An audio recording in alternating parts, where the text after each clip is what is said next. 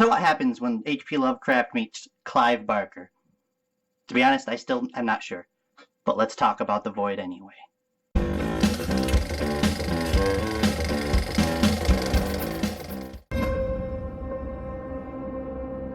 Haven't you ever wished to save someone beyond saving, no matter what the cost? Now, I consider myself a pretty simple guy, but I love horror movies, which is why I really appreciated this film's sense of pacing. It wasted no time getting into the weird, disgusting stuff that fans like myself love. But before I get too far into that, let's take a step back and talk about the story for a second, just so you and I are on the same page. This movie takes place at a hospital. It is a one-location kind of movie. It starts out on the road. This drunken teenager, supposedly drunken teenager, comes stumbling out of the woods. The cop there, played by Aaron Poole. By the way, the performances in this movie are solid. I give them a thumbs up, the biggest thumbs up I can, without Roger Ebert suing me. And he goes to check up on the kid. It turns out he's not drunk at all. He has a problem on a completely other realm. So the cop, not really knowing what's up with this kid, takes him to the hospital. There we are introduced to the rest of our characters. There's a couple people in the waiting room, a dad with her daughter. The daughter's pregnant. We get the only doctor, I guess, who's working in the night shift in this small town.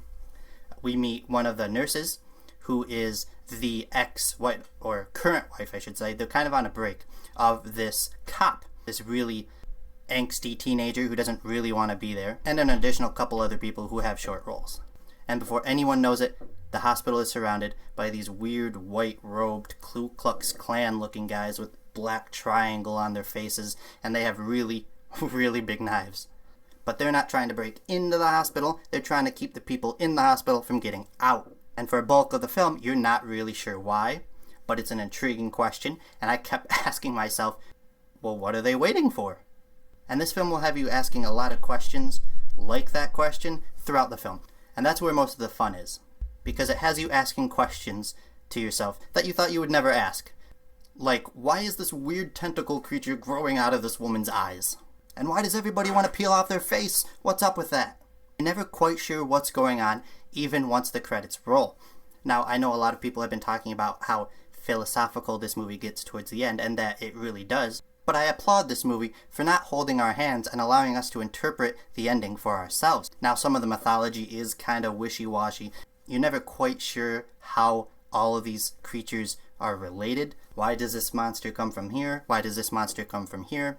But I was so wrapped up in all the gore and the performances, I was really invested in these characters, that those questions to me were second, and everything else came first. The aesthetic being one of them, and this film has, in terms of special effects, they are grade A. I'm not sure what the budget on this movie was. I know it was kickstarted, and whatever they raised, let me tell you, they got every cent worth.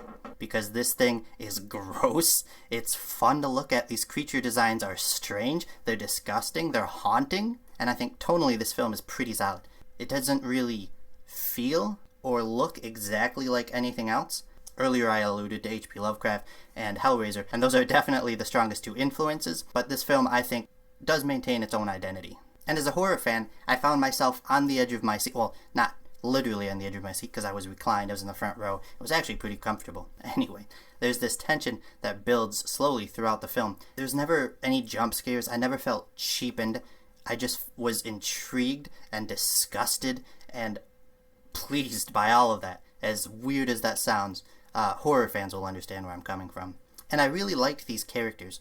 At the beginning, you get a sense of why they're here at this hospital.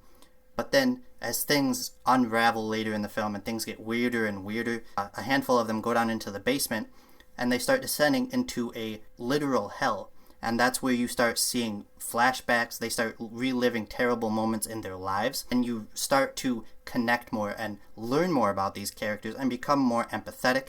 And it really strengthens their actions. When some of them are driven even crazier because of these flashbacks, they're facing these part of themselves they don't really like. You understand why they're doing it, even if you don't agree. At first, I didn't like these characters, but as I found out why they're doing what they're doing, I connected with them more. And that made their demise really made me sad. It's a horror movie. You know people are going to die. so I don't really consider that a spoil. For the production value, including the disgusting gore and all the awesome creature effects, the character writing, the development of these characters, the intrigue I found myself in all throughout, I give The Void a B+. And if you haven't checked it out, I highly recommend this film, especially if you're a fan of the genre, or especially if you're a fan of 80s horror movies or B creature features. This definitely has strong elements of those. And if you're still not convinced, check out those trailers. Those are whack. So if you still haven't seen The Void, let me know. Do you want to? Have you watched those trailers? What did you think of them? And if you're some of the lucky ones who have, let me know what you thought. Did you like this movie? Did you not? Hit me up in the comment section below, guys. Let me know. Until next time on Movie Minutes, I'm Jordan. Thanks for watching.